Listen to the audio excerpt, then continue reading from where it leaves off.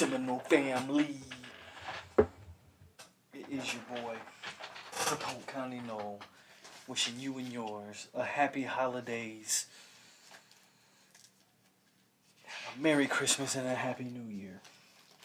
You are tuned in to episode 3 of my new series, FSU News and Notes. And then whatever topic will lead for the day.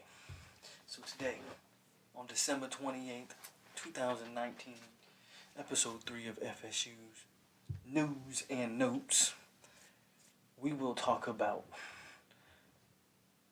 all the news for the week, and then at the end of the video, it's time to bury the hatchet with Wille Taggart. It's time to put it all out there on the line, put all the emotions out, all the thoughts out, and then never talk about Wille Taggart in the Wille Taggart era again. And that's what I'm going to do. I'm going to talk about why I think Taggart was fired and if he deserved that firing. There's been a lot of talk. I got into some solid conversation on Twitter over one of the reasons why I felt like Taggart was really let go. And if, some healthy dialogue, and it was a healthy conversation. Didn't agree with everything that was said, but, they got people that are still making excuses, and I'm past that. So that's what I want to do, man. I want to talk about all of that and more on this episode of FSU News and Notes. And we're going to kick it off. We're going to kick it off with the staff. Who's been hired? And what importance do they have? We're going to go over everybody that been officially confirmed and even some rumors. We're going to start off with T.J. Rushing. So T.J. Rushing has been announced as your new defensive backs coach at Florida State University. T.J. Rushing was a former Arizona State DB coach, former Memphis DB coach, former NFL player, had a short NFL tenure, played with two teams, the Lions and the Colts, did win a Super Bowl ring with the Colts. However, he was more of a special teamer than a legit defensive back, starter in the league. 36-year-old, under 40, another coach under 40, another diverse hiring for this staff. Do I like it? Sure, I like it. You like all of your hirings before you see what they can do on the field. I did get a chance to watch Memphis and Penn State today, as well as all the other football games. But on what relates to what we're talking about, I did get a chance to watch Penn State, Memphis, and the defense played solid. I think ultimately what just burnt what burnt Memphis was they didn't have the athlete to compete for a full 4 quarters. But I thought the team as a whole, and in the defense, in the secondary, I just thought they executed extremely well. Memphis did. I thought they played hard. They played a clean game for the most part. I don't have any stats on me, so I don't know how many penalties they had. But I just from watching it, I felt like they played a clean, hard, well-executed football game. So T.J. Rushing is officially announced as your new defensive backs coach. Here's the big one for me. This is the big hire. This might, in my opinion, this next individual, this next hire, may very well be the biggest hire all offseason. And I'm talking Bruce Warwick being named to the Chief of Staff of FSU football. Just the title alone makes it a big deal, right? But let's get into this. 17 years or 17 seasons of NFL experience with the Rams and the Packers was an integral part of moving the Rams from St. Louis to LA and getting the facilities that they wanted to get in for the LA Rams. 12 years of ACC, SEC, and Big East experience.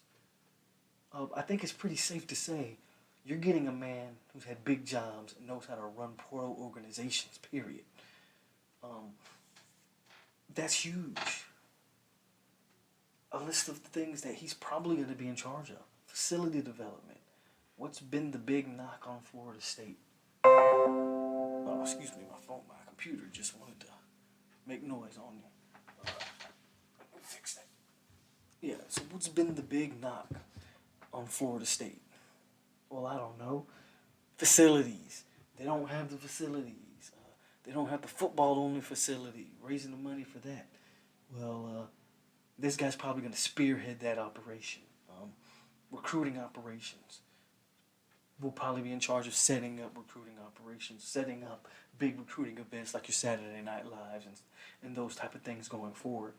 And academics was also listed as a part of his job description. What that necessarily means, you know, tutors for the kids, stuff like that. It makes sense, man. I think I like this hire a lot. It really allows a guy like Norvell to strictly focus on football, but have a guy that he can trust running everything in the background. That's what CEOs do, right? You manage people, and you put good people in positions to make you look great. So, I'm with it.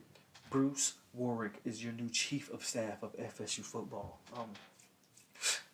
2 position coaches are coming to Florida State, but they are not coming as position coaches. They'll be coming to Florida State as senior analysis. Right? Interesting, right? Mike Churier of Marshall, DB coach, and Tony Tokars, can't really pronounce that last one, Memphis D tight end coach, both heading to Florida State, both coming to be senior analyst. Interesting that they would leave a on-field coaching job to come to Florida State and be senior analyst. Again, I don't pretend like I know these coaches. I don't know how well they were at coaching their positions. I don't know how well they are recruiting. To leave an on-the-field job for an analyst job is it's an interesting role, and tells me that they probably want to work under Norvell. It's interesting to know the money that's being dished out for some of these hires too. When Willie took over the job, he didn't hire all these different positions. Now, was that because he wasn't given the funds, or that just wasn't in his vision of the program? That's interesting, right? Interesting going forward. I want to mention Kendall Briles. Going into this week, Kendall Briles did not have a job. We knew he wouldn't be back at Florida State. His offensive line coach that he brought with him had a job at Ole Miss. Briles didn't have a job. Well, now Briles has a job. Congratulations to Coach Briles. He will be the offensive coordinator at Arkansas. I just wanted to point that out. I thought that was worth mentioning. But I also want to go over, so let's go over a list of exactly who's been confirmed hired, what we still need to hire, and who's on the staff, right? The guys who are on the staff. Let's take a look at Norvell and the staff that he's put together so far. Head coach, obviously, Mike Norvell. Deputy head coach, Chris Thompson. Now, this was a guy that we thought was coming over to coach the O-line. No, not the case. Because he was the TCU offensive line coach, but not the case. Deputy head coach, Chris Thompson. The chief of staff, Bruce Warwick. Offensive coordinator, of course, Kenny Dillingham. Defensive coordinator, Adam Fuller. D-line coach, Odell, of course. Special teams coach / DN coach, John Papachuis. I can't pronounce it, but I think it's Papachuis. Wide receiver coach, Ron Dugans. Linebacker coach, Chris Marv. DB coach, TJ Rushing. Notice, I did not name a running back coach. I did not name a tight end coach. And I did not name an O-line coach. Oh, yes. And breaking news, Josh Storm has been named your strength and conditioning coach. Josh Storm, as your strength and conditioning coach, don't know nothing about him. The name sounds like a guy who coaches and can help you build some muscle. So I'm with it. But I didn't mention a running back. I didn't mention tight end. And I didn't mention O-line coach. However, with the O-line, Alex Atkins has been the name tied to the O-line job for about 2 weeks now. It's However, he has not officially been named like all these other guys. So look for Alex Atkins to eventually be officially announced. He has not been officially announced. We don't have a tight end coach, and we don't have a running back coach. Now that's interesting, how Norvell would choose to fill those two positions. There's no chance in hell he brings Pimp. There's no chance in hell he brings Pimp back. That would be the worst hire, you know. Again, we'll say this now, hindsight, we may come back 2-3 years from this and say, man, what the hell was, Norvell thinking about hiring this guy to this position. But Pimp would be the legit worst hire he could make.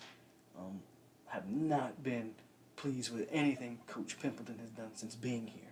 Hell, he hasn't recruited one running back. He's recruited one running back in 2 years, and it's Toifield. He went through a whole cycle last year without one running back. If you want to count Anthony Grant as the other running back they did sign when they first got here, okay, two running backs. But then that's the case. I'm giving you 2 and 3 because then I'm gonna count that first year. So we don't have a running back coach. I don't see anybody on the roster that's going to be it unless they move Telly Lockett to running back coach. Now, I had said about a week ago, I think it was a week or two ago, it has been rumored that they are keeping Telly Lockett. Yet I can't confirm it. And I haven't seen anything confirming it.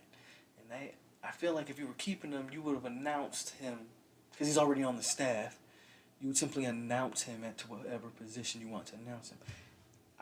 I'm going to stick with what I heard, that it was rumored that they are keeping him. Maybe just not in an on-field position. I think it would be smart to keep a guy like Telly Lockett. A guy that I don't necessarily think Telly was a Taggart guy as much as he's just a Florida Miami guy, right? I think it would be smart to keep him around in some aspect. But those are two positions, offensive positions, that they have not addressed. So it's definitely worth noting that.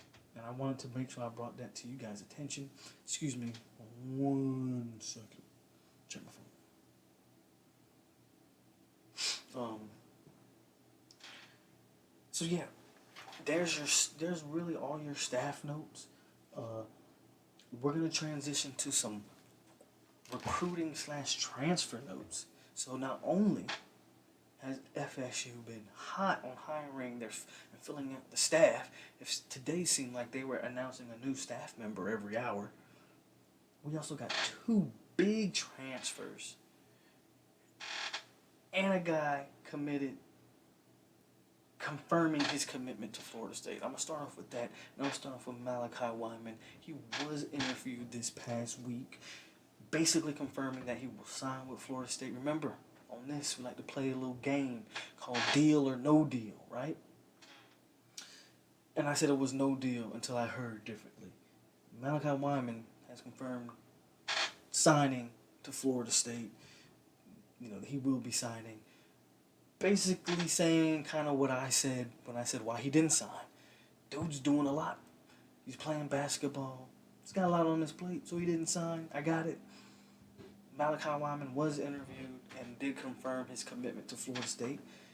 That Norvell still has to stick with him. Any team that needs a wide receiver, he's probably the top wide receiver on the board right now. Any team that needs a wide receiver, so they'll be going after him hard. Florida State's got to definitely seal and deliver that one, but his words out of his own mouth was he's still coming to be a Noel. So that's good news there. Let's talk about the first transfer announced. The first one announced today. Let's talk about the first one. The first one I heard. Jashawn Corbin, former FSU commit, who then bolted to Texas A&M when Jimbo left. Obviously wanted to follow Jimbo to A&M.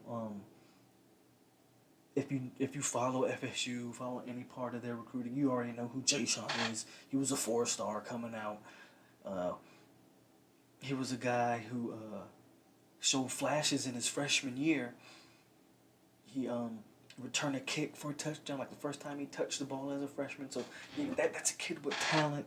That's a kid that's gonna definitely immediately, fill a need for us with the running backs. The only problem with Jay Sean is he will require a waiver for his eligibility next year, and we saw how long that took Jordan Travis to finally get his eligibility solved. Where guys like Tate Martell and Justin Fields were almost granted theirs instantly. Um, you know, Jordan Travis waited. It was with it went on into the season. Like I don't know, it was like third or fourth week before Jordan Travis finally got word that he was eligible to play. So I don't know if we want to expect immediate results from Jay Sean Corbin from week one. Um, but it's still good to have a guy on the roster. He's coming home. When you know, you a know. He was always a no. He was following the coach, and it didn't work out for him. So he's coming home. I love it. That's a big get. That definitely helps the running back room. We probably still want to sign 2 high school guys, but personally, with the Jay Sean Corbin get, I would probably not pursue that JUCO running back. Personally, right? I probably wouldn't pursue him. You're already getting a guy that already he's gonna have. If he gets his waiver, I think he'll have 3 years of eligibility. So why waste a scholarship on a guy that's not gonna have a full 4-year eligibility? Sign 2 high school kids. You got your transfer. You already signed to a Philly. I mean, that's bringing in 4 running backs in 1 year. Add on to Laybourne if he was to stick it out, and Anthony Grant if he is to play at all. So you go into the year with 6 running backs. Probably redshirt 2 of those freshmen. You can definitely fix the numbers. I don't think you need to take a JUCO guy with Jay Sean committing. Let's talk about the second guy. Big guy, literally 6'4", 305, FIU grad transfer, which means he have immediate eligibility. Offensive tackle Devontae Taylor. He announced that he will be committing to Florida State. Did I watch a lot of FIU? Nope, only watched a little bit when they beat Miami. Wow, right? I did. So I checked out his pass block and run block grades. Pass blocking, he graded out a 69.7. Run block, he graded out at a 72.5. Now, to put that in perspective, Ryan Roberts was probably our most consistent offensive lineman last year. I just pulled a random game of Ryan Roberts. I don't know if this was his high graded game or not, but it was a game in Louisville where I would say the offense played probably their best game of the season, if I'm remembering correctly. Ryan Roberts graded out at a 60.7. So the best offensive lineman on Florida State was routinely grading out in the low 60s. Here's a guy that was grading out, I forgot his average. They had his average, and I believe his average, I think his overall grade out was I don't think they averaged the 2 grades when their overall grading amount, because I believe the overall grade out was like 73 or 74 for Devontae Taylor.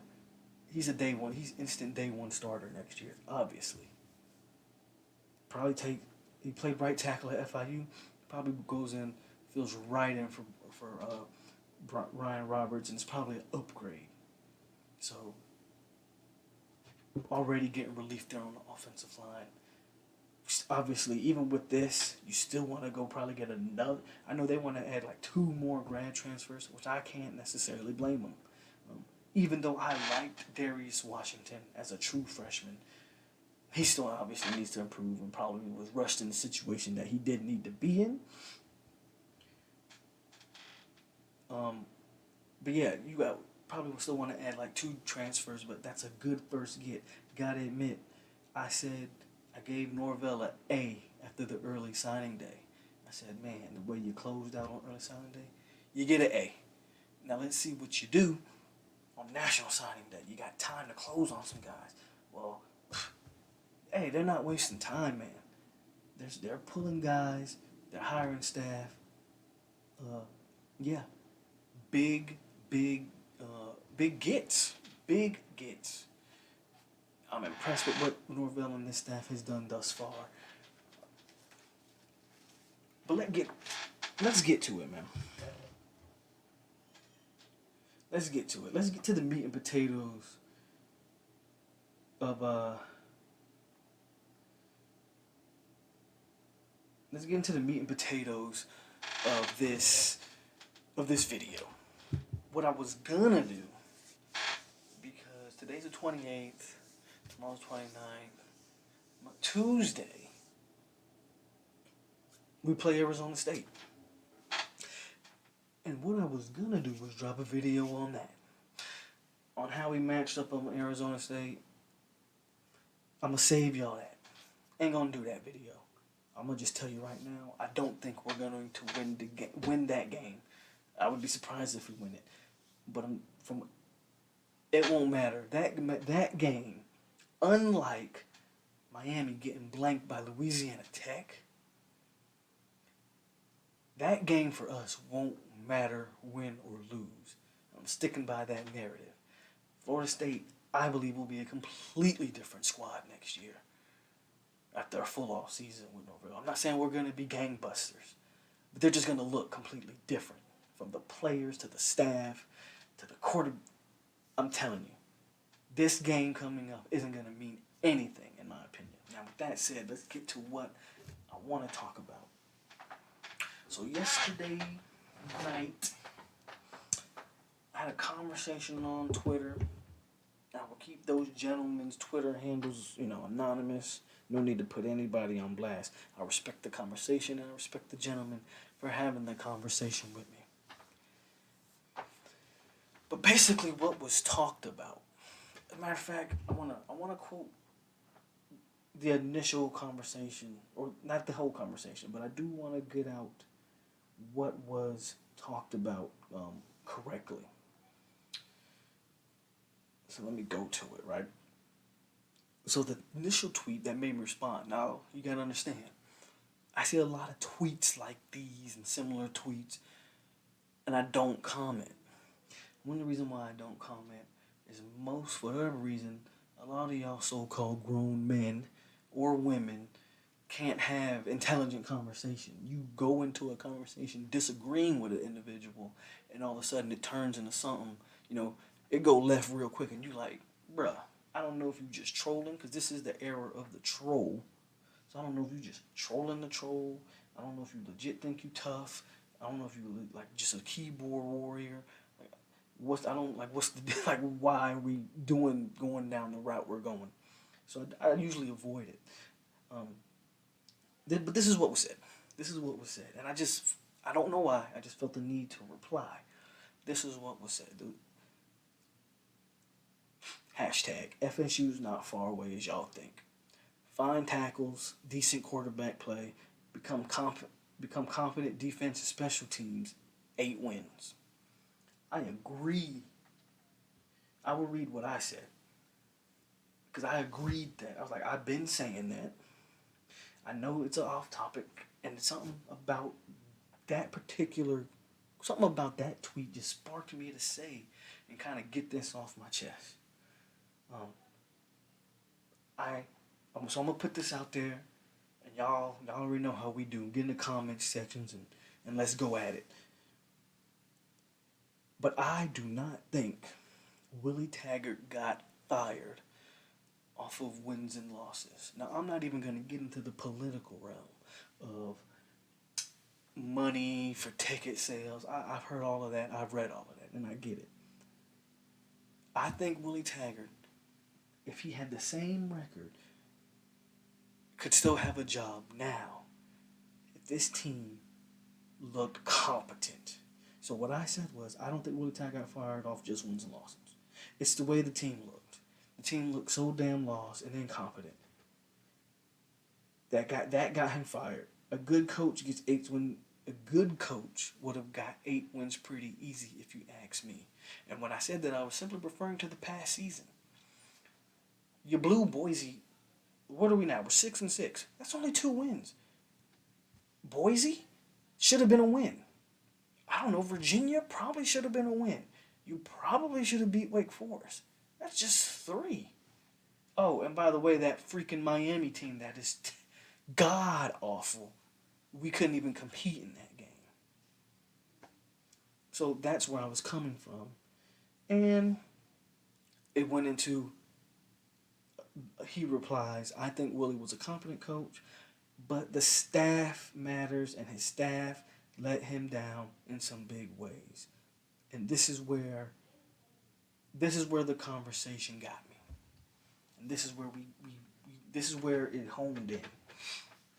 I agree staff matters, but you can't blame the staff and not blame the man who hired the staff. You can't do it. You can't say he was a competent coach. After watching for 2 years, he didn't seem like a competent X's and O's coach from his play calling. And then what was worse the most, ladies and gentlemen, what I thought he did worse than anything was the way he managed his personnel, both coaches and players, which leads directly into that reply of that man's staff. So I reply, I want to agree, but I can't as the head coach, as the head coach, if your staff is failing, you're failing. I didn't say that, but I'm adding that part. But I basically said, if your staff is failing, you get a new staff. And I put Manny Diaz as an example. Manny Diaz, I don't think is a good head coach. And I laughed at Hurricanes when they hired him. I said, y'all just hired an old average hum guy. They were all 2 years later or a year later, here we are. They looking like, ugh. Anyways, I said, but Diaz just fired Enos after 1 year because they rotated 2 4-star quarterbacks on that squad and couldn't get a consistent offense going at all. Diaz just fired Enos after 1 year, but Willie couldn't get rid of Harlan Barnett after a year. And of course, which was a different person hops in our conversation. Cool, I'm not, I don't care either way.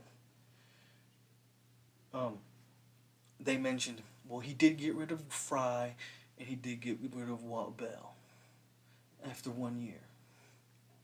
Okay, my reply to that. I don't know if did he fire Walt Bell, or did Walt Bell leave for UMass? I don't recall reading one article. If you find that article, please post it in my comment section of him firing Walt Bell. Walt Bell was not fired. As a matter of fact, Walt Bell and Sam Howell were linked like this.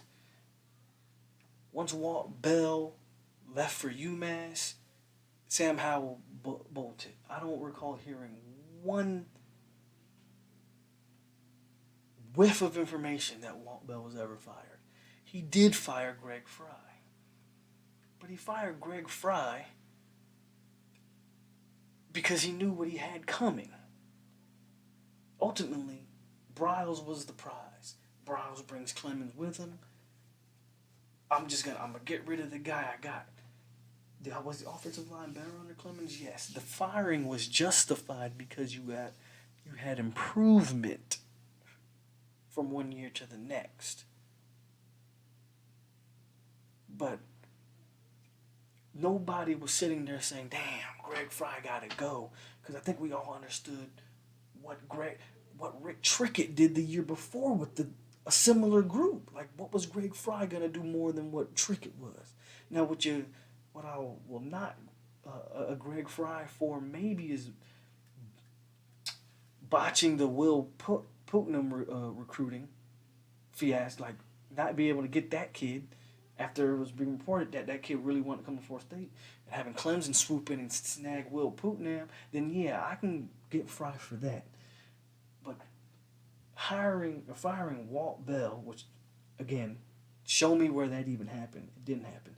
Who he did fire, I after year one was Greg Fry and Alonzo Hampton. That's who he fired.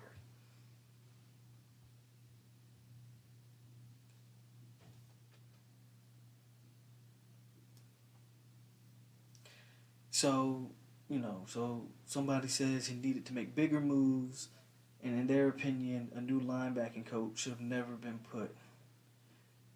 And Derek Kelly, the new linebacker coach, and they should have never put Derek Kelly on the field. Whew, I had a lot to say about Derek Kelly. Let's talk about Derek Kelly, because this is, again, I gotta get in on it. So the guy that talked about firing Bell and Fry, which again, he didn't fire Bell and Fry for Browse and Clemens. Bell leaves, he fires Fry essentially for Browse and Clemens. But anyway, he didn't want Derek Kelly on the field. But after trying to get his top choices and finding teams were trying to get coaches from who had more money than FSU, was willing to spend, he went with Derek Kelly out of a desperation move. Now look, if that was you trying to defend Wille Taggart on having Derek Kelly as your wide receiver coach, and then in year two, fast forward a year from that, having Derek Kelly, and I don't know what position of coach he was in, but he was a roaming, a nomad damn coach. He would, apparently from what I was reading and being told, the guy would just go to whatever position group he wanted to go for to the day and help him out. Calm down. What purpose was a Derek Kelly serving? Derek Kelly. I'm saying Derek Kelly. That's the old offensive lineman. David. Boy, DK. Let's call him DK because I'm going to keep getting them confused. But what service was Kelly? What purpose was he serving on this staff?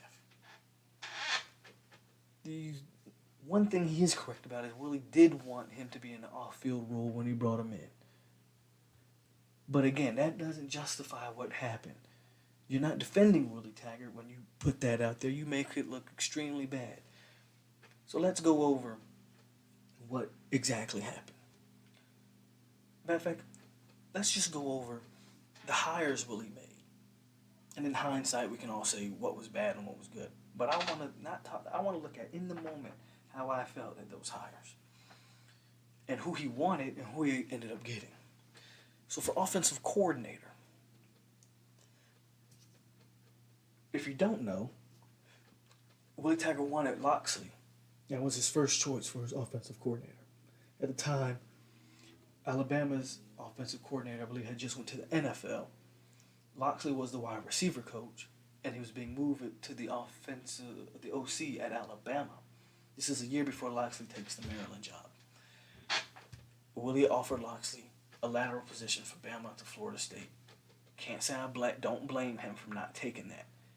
Loxley knew he had 3 or 4 elite receivers on that. So Loxley obviously declines. Willie had a backup plan. He hires Walt Bell. I'm okay with that. I'm okay with Walt Bell because in hindsight, of course, we can go, that didn't work out. At the time, I'm okay with it because it seemed like a contingency plan. Like, I want to go after this guy. If I don't get this guy, well, at least I can go after this guy. And there we go. Which in my mind says I've done some research on this kid. He'll fit what I'm trying to do. Got it. Running back coach, obviously, Penn. Tight end coach, Lockett. Wide receiver coach, Dugans. Now, in Willie's mind, he's going after Dugans. And he's saying to himself, this is an alma mater guy, former FSU player. I can get him. Now, I don't know where in his mind he doesn't look at the situation and go, at this time, Mark Richt actually has Miami kind of rolling, right? If I'm not mistaken, this is the year they go to play Wisconsin in the bowl, in the Orange Bowl. 10-win Miami team had like a top 5 ranked defense. At this time, Dugans is killing it on the recruiting trail at wide receiver for Miami. He's just killing it down there. And you think he wants to restart with all those recruits and come to Florida State? At no point in Willie Taggart's mind do you say, there's a chance Dugans don't, even though he's an alum, he's actually from Miami. His family wants to stay in Miami. Probably I need a contingency plan. I don't think Dugans is 100%. Of course, he doesn't get him. And X. This is where you get the first big X hire for me. You don't have a backup plan. So Derek Kelly's your desperation. How did you get to the point where that guy's your desperation hiring? Because you don't have at least, if we continue going down the line, I'll skip over all the other stuff and go straight to Harlan. We know Harlan wasn't his first choice. He actually wanted Levitt with him when he first got the job. But at least, again, he did his research. He had a plan. He was able to get a guy in Harlan Barnett to come to Florida State. Everybody thought that was a great hire at first because Michigan State, at that time, they're in the college football playoff. They're competing for stuff. They're playing good defense. So everybody's saying, that's a good pick. Yes, you didn't get who you want, but you had a good backup plan. Didn't have a problem with the Harlan Barnett hire initially. Again, I'm not talking about in hindsight. We can look in hindsight and just go down the row of how pathetic it was. We're just talking about initially how we felt about the hirings. And it's obvious that one position, he didn't have any backup plan for Ron Dugan's not coming. Why is that such a big deal? Why is one position show that he's a bad... Well, in your first full recruiting class, it shows that Pimpleton wasn't a good recruiter. You didn't sign one running back. Derek Kelly, the guy that you said was you're making your recruiting operations guy, can't recruit one 3-star receiver. And of course your offensive line. So it just on the field was a debacle in and of itself. Your first full recruiting class where everybody said, man, with these guys can recruit. Who the hell did you recruit? You recruited guys that were gonna, bruh. Akeem Dent was coming to Florida State regardless, bro. Greg Dent was his cut. Like, he got time. He was coming. Who did you recruit? Who did you pull? Offensively, nobody. Now that's just on the staff. Let's go to year 2. Let's fast forward a year. You bring in Briles. I love it. I love the Briles and Clemens hire. You decide. In year 1, Harlan Barnett, in my opinion, shows he can barely run the defense. You decide after firing Alonzo Hampton, who it didn't even go over, should have never been coaching at this school to begin with. But you fired him. Kudos to that. But instead of replacing him, you decide, because I believe he was DB/special teams coach or something of that nature. You decide, I'm not going to replace him. You know what I'm going to do? I'm going to let Harlan be a DB coach and the DC. Harlan ain't shown that he can do one, let alone both jobs. In a school that prides itself as being credited as what? One of 3 schools to have a legit claim to DBU. The other 2 being LSU and Ohio State. I don't know what Florida fans be smoking, but they ain't even in the conversation. One of 3 schools that have a legit claim at DBU. We don't have a defensive backs coach. Someone explain that to me. Oh, well, Jimbo let Pruitt be both. Well, guess what? Pruitt proved he can do both. Pruitt proved he was so good that someone gave him a head coaching job. Who in the hell is finna hire Harlan Barnett? I don't know. He might have to go back to his alma mater if he's lucky. But after what he just pulled, you gonna tell me something about that? Give him a DC job? Maybe he can coach some defensive backs at a group of 5 school. Seriously. Everybody ain't Jeremy Pruitt. You can't go by what other guys are capable of doing. You got to go by what the guy that you have is capable of doing. Period. He obviously was barely capable of running a defense, let alone trying to coach up DBs, and it showed. Our DBs were the worst. Yet all of them were highly touted. Dent for the 5. And I can go down a list of 5 and 4-star guys. You know, highly rated guys, like 2, 3 at their position, like seriously. That brings me to just the mismanagement of the players. So we already covered the staff. Well, let's talk about the fact that let's talk about quarterbacks. Year 1, I think Wille Taggart handled the quarterback position about as well as he could. You only had 2. You couldn't pull DeAndre and ruin them if Blackman ended up being no good. You handled it about as well as you could. Year 2 comes. You only begin with 2. Again, you're in a position where you only have 2. But yet in year 2, you don't have a problem with rotating quarterbacks, right? So in year 1, you decide at no point did your mind did you go, let's try rotating Blackman and DeAndre. But in year 2, both guys who are far more talented than what Hornibrook had to offer. But in year 2, let's rotate Hornibrook and Blackman. How the hell did that work?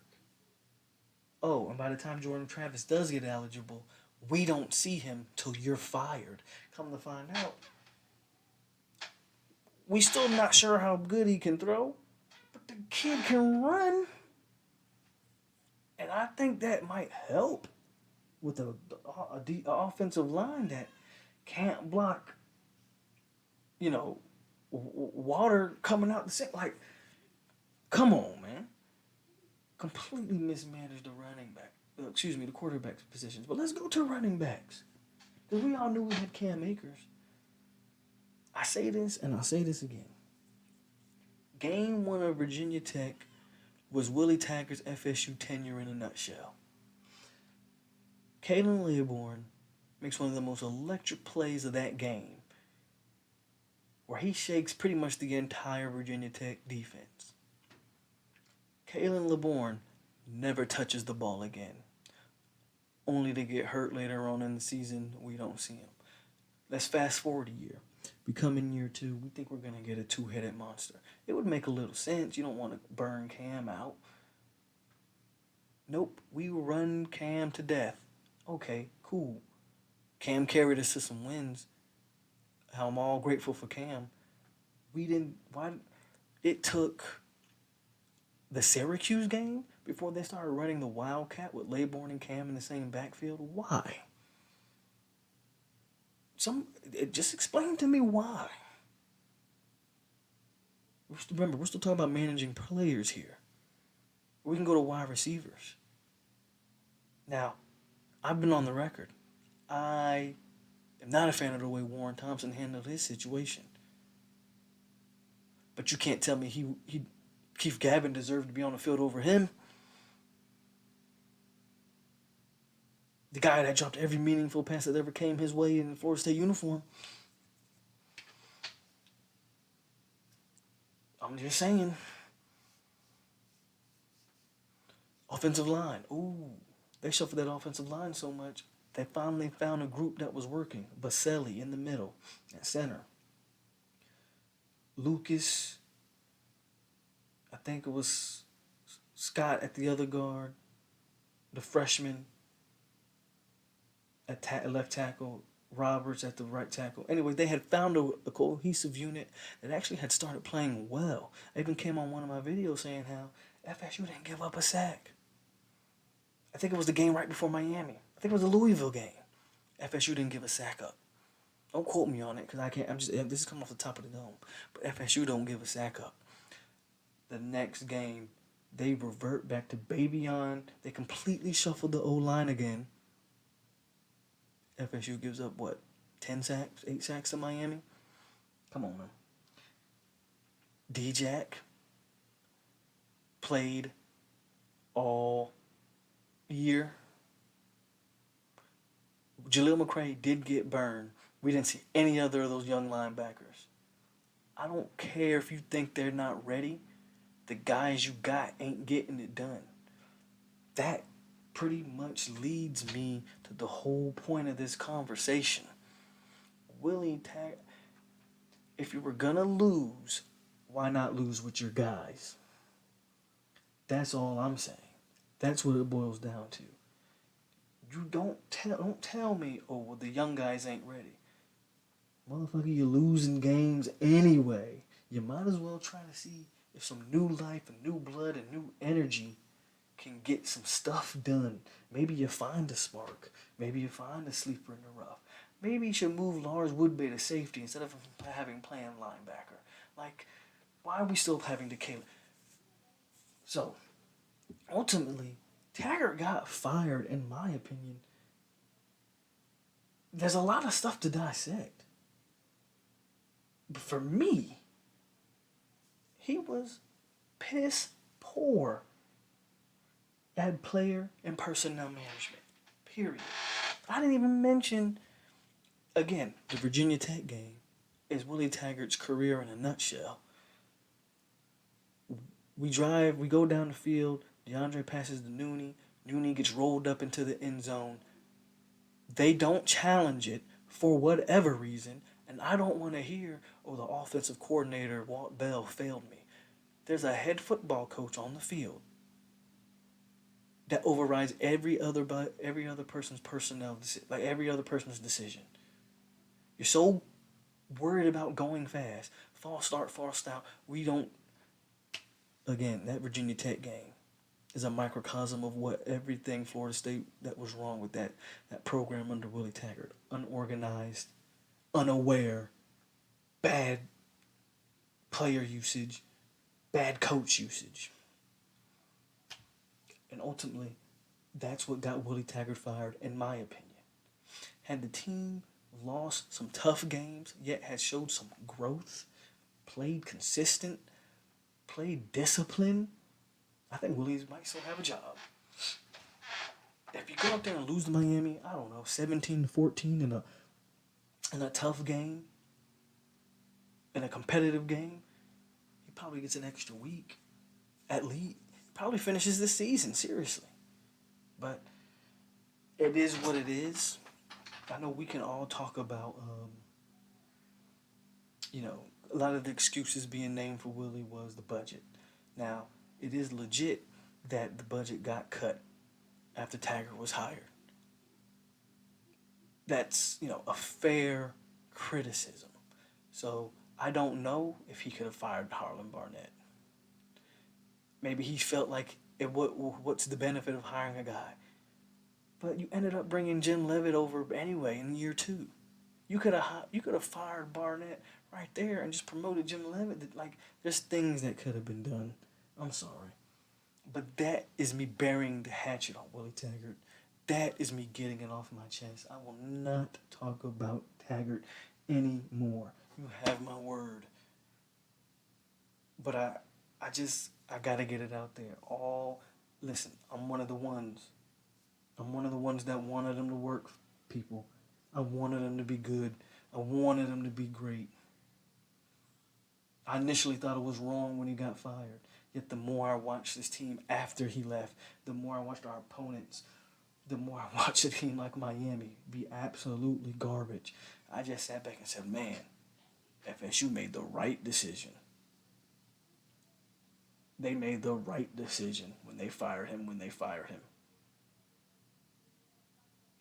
But yo, that's it, man. That's pretty much, that's the video. Hope y'all liked it. Please comment y'all thoughts on it, man. Let's talk about it.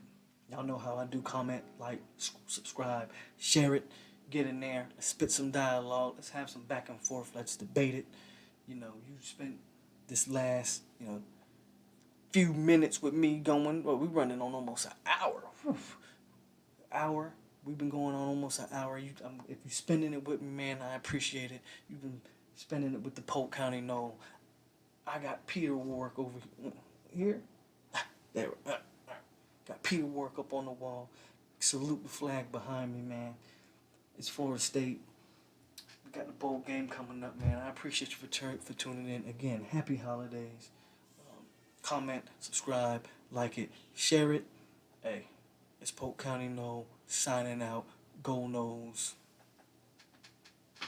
See you guys next time.